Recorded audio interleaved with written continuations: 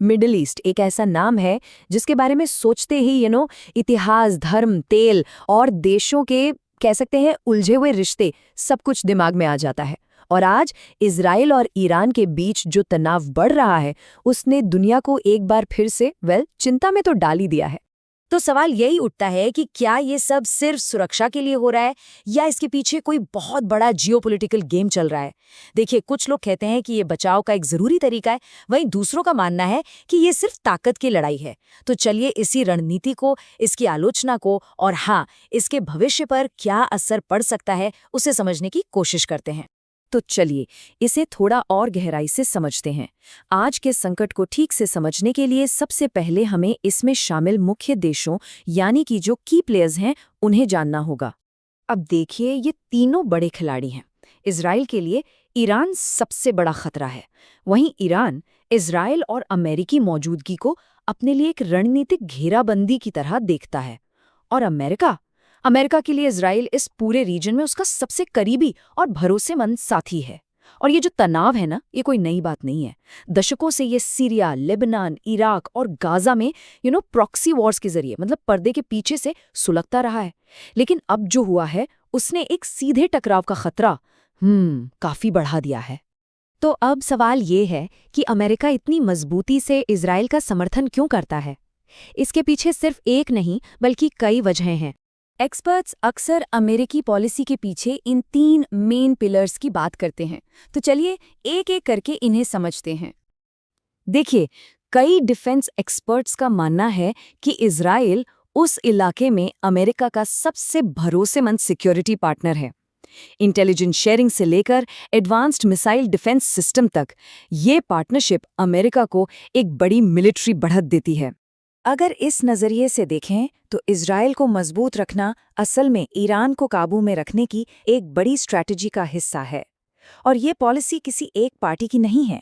Republican हो या Democrat, दोनों ही सरकारों में ये लाइन लगभग एक जैसी रही है। और फिर आता है तीसरा और शायद सबसे कॉम्प्लेक्स पिलर, अमेरिका की अपनी घरेलू राजनीति। यहाँ पर ऐतिहासिक रूप से इस मुद्दे पर दोनों पार्टियां, रिपब्लिकन और डेमोक्रेट्स, एक साथ रही हैं। इजराइल समर्थक लॉबी का प्रभाव बहुत मजबूत है।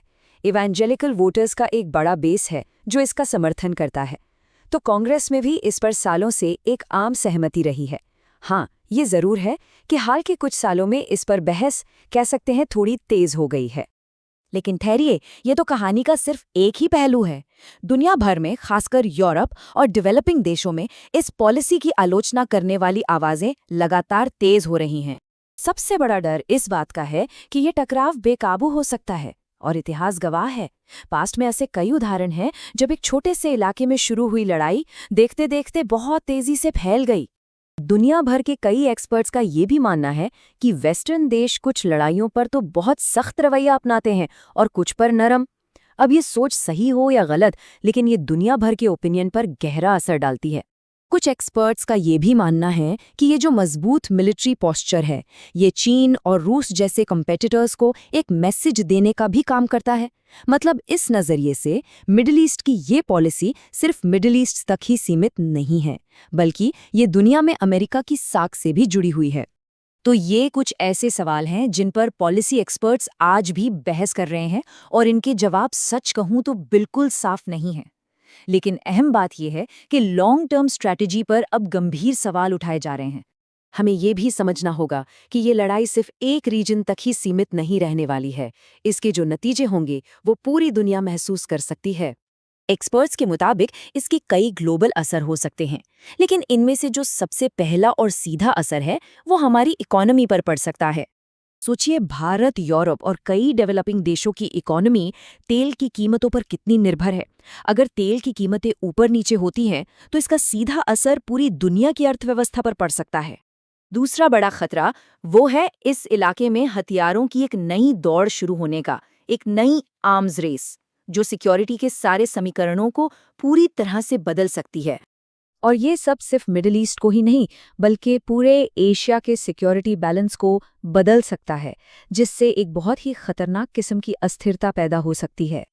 और शायद सबसे बड़ा और सबसे लंबे समय तक रहने वाला खतरा वो है दुनिया में सहयोग और स्थिरता का जो पूरा ढांचा है उसके टूटने का। कई जानकार आज ये चेतावनी दे रहे हैं कि दुनिया एक ज्यादा अस्थिर और अनप्रेडिक्टेबल दौर में जा रही है और इस तरह का टकराव उस प्रक्रिया को और भी तेज कर सकता है। तो इस पूरे विश्लेषण का सार क्या है? सार ये है कि ये सिर्फ एक और रीजनल कॉन्फ्लिक्ट नहीं है, ये उन कई ग्लोबल बदलावों का सेंटर पॉइंट है जो आज हमारी दुनिया को एक नया आकार दे रहे हैं।